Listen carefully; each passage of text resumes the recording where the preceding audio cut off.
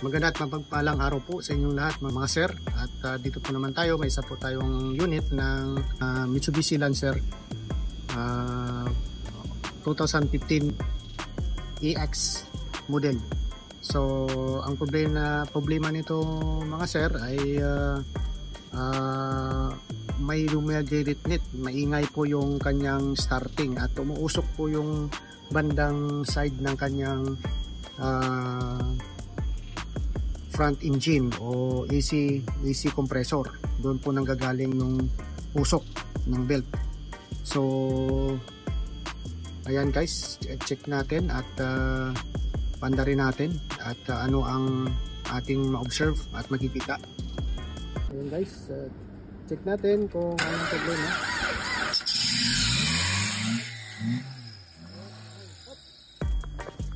Ayan mga sir, naputol na nga yung belt ng AC compressor nito. Ayan sir, kasi nag-stack up po yung kanyang pulley.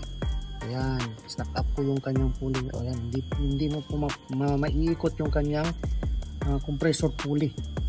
Ayan, yung kanyang clutch maiikot pa. Ayan, maiikot pa.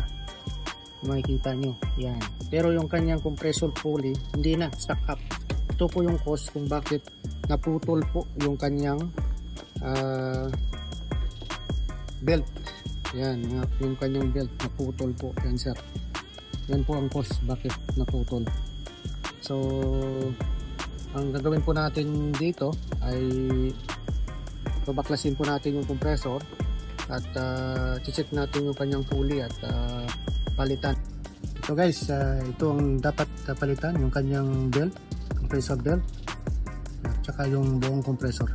Stack up po yung kanyang pulley, saka loose compression na po. Yan, bagong belt saka compressor.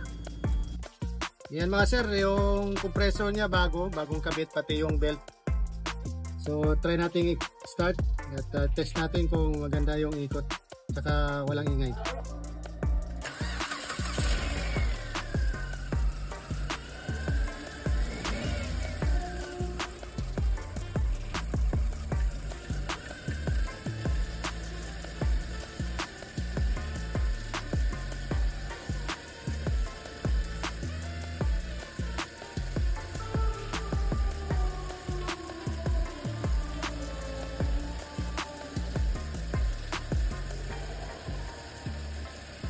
Yan guys, kung nakapagbigay tayo ng aral, bigay din po sa AC, nag-stack up yung pulley, natutol yung belt.